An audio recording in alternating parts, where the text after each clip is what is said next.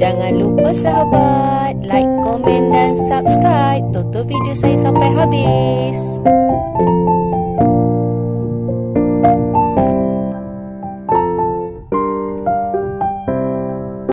Assalamualaikum sahabat semua. Apa khabar? Semoga kita sentiasa sihat, diberkati Allah dan dilimpahkan rezeki seluas-luas lautan. Semoga sahabat semua sihat selalu. Berjumpa lagi dengan saya, Aisyah Bunga. Hari ini saya nak share dengan sahabat semua. Betul ke kalau tangan kita panas, kita tak boleh menanam tanaman? Okey, ini ada juga dalam 2-3 orang sahabat YouTube saya, WhatsApp saya tanya, kalau tangan panas memang tak boleh ke tanam tanaman? Okey, saya kalau boleh kita cuba. Okey, tengok juga. Okey, tapi kebanyakannya tangan kita ni tak panas pun. Boleh je kita menanam, tapi kita kena sabar, kita kena belajar, banyak kena cari ilmu untuk menanam. Sebab menanam ni bukannya senang. Saya pun masih belajar lagi tentang tanaman. Nak tahu tak apa rahsianya untuk tanaman kita sihat, segar,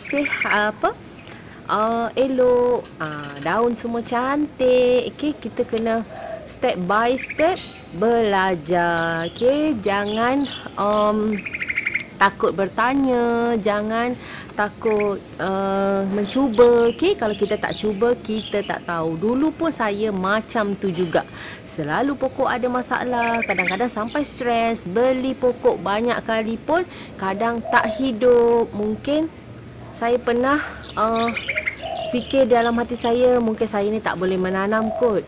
Itu dulu. Sekarang alhamdulillah, semua tanaman saya boleh jaga. Syukur sangat. Yang penting saya akan ajar sahabat semua cara-cara untuk menanam. Okey, pertama-tama sekali, penjagaan baja yang penting.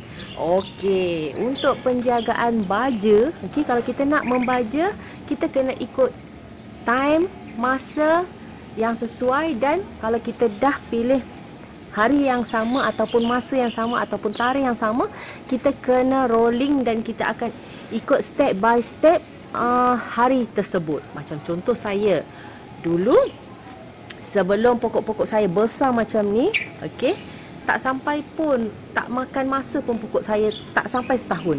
Berbulan je pokok dah besar macam ni.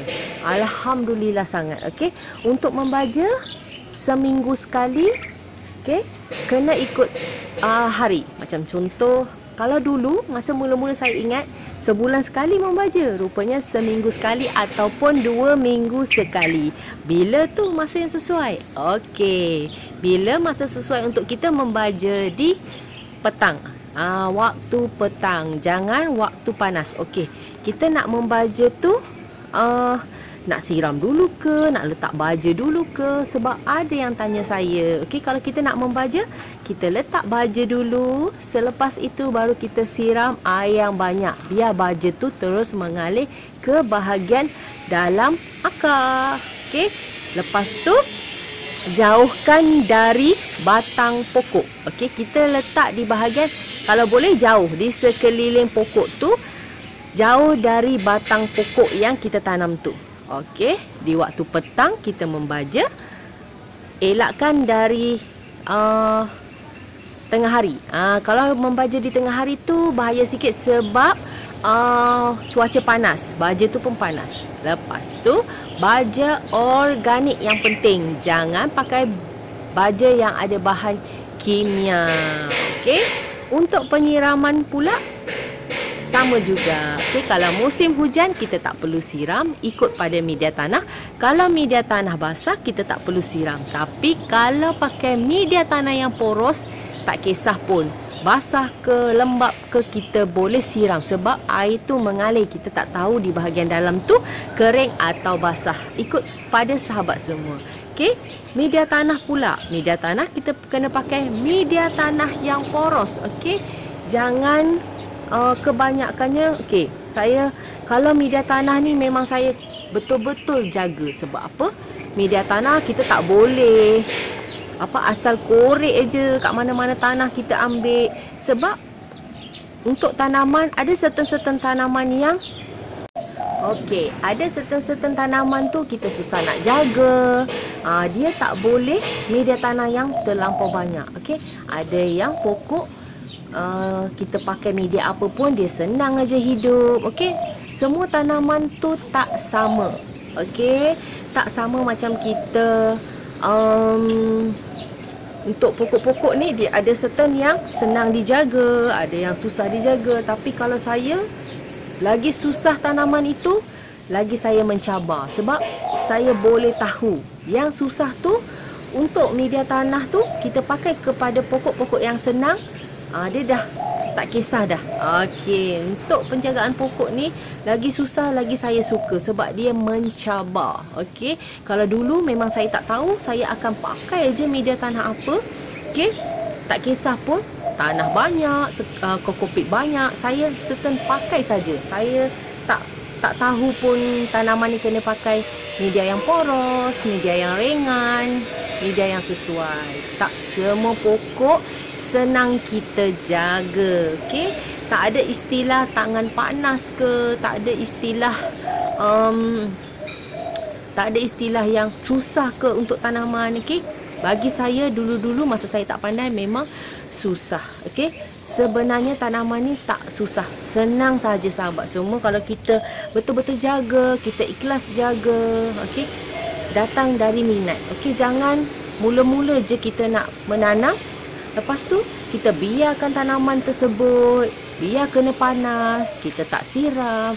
Ikut suka hati kita nak siram bila, ikut suka hati kita nak membaja bila. Tak boleh sahabat semua, tak boleh. Kena ikut turutan ataupun hari untuk kita betul-betul mengenali tanaman kita.